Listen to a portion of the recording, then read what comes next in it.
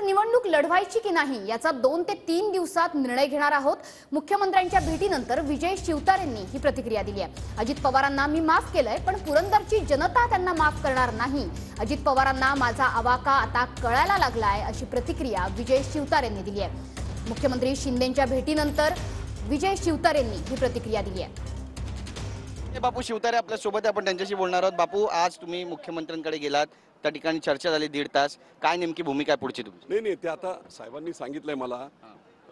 निश्चितपणे 2-3 दिवसानंतर परत माझी जरा चेकअप आहे, ते थोडी तब्येत फूड पॉयझनिंगमुळे त्रास झालेला आहे, ते थोडंसं चेकअप वगैरे करून मुलगी डॉक्टर आहे, तर तिने इथे बोलवलं आणि मग 2-3 दिवस थांबून परत 2-3 दिवसानंतर चर्चा होईल, लोकांशी चर्चा होईल आणि त्याच्यानंतर तो निर्णय घेऊ। बरं, अजितदादांनी जर तुम्हाला फोन केला किंवा त्यांनी जर सौम्य भूमिका घेतली तर बापू ऐकणार का? कसली सौम्य भूमिका? अरे, माझी किडनी घालवली, माझं हार्ट घालवलं, पालकमंत्री असताना इतका नालायकपणा केला की मरू दे मेला तर, पण ते आले नाहीत पालकमंत्री म्हणून। मी कोणासाठी लढत होतो? गुंजवणीच्या पाण्यासाठी लढत होतो, अख्ख्या महाराष्ट्राला माहिती आहे। इतका नालायकपणा आणि इतका हेकेखोरपणा, त्याच्यात माझी किडनी गेली, हार्ट गेलं। त्यांना माफ करणे वगैरे मी त्यांना माफ केलेलं आहे, पण पुरंदरची जनता त्यांना माफ करणार नाही। बारामती लोकसभा मतदारसंघातील जनता त्यांना माफ करणार नाही। हेकेखोरपणा आहे।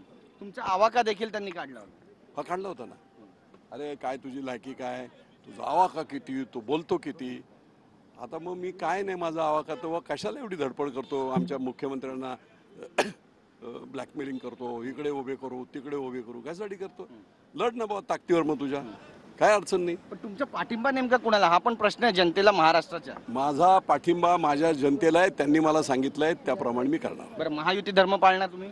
नाही, ते आता बघू, 2-3 दिवसांतर ठरवू। नक्कीच, म्हणजे अजूनही तुम्ही ठाम आहात त्या ठिकाणी निवडणूक लढवण्यावर आणि काहीतरी महत्त्वाचा निर्णय? तोंडातून कशाला अंदाज येतो ना त्याच्यावर। चला, नक्की, धन्यवाद आमच्याशी बोलल्याबद्दल। तर आपण पाहतोय बापूंनी या ठिकाणी महत्त्वाचं विधान केलेलं आहे, 2 ते 3 दिवसात निर्णय घेणार असं म्हणतायत आणि अपक्ष म्हणून ते लढवणार आहेत का, हे पाहणं महत्त्वाचं ठरेल। कॅमेरा पर्सन योगेश गुरवचा, गिरीश गायकवाड, TV9 मराठी, मुंबई।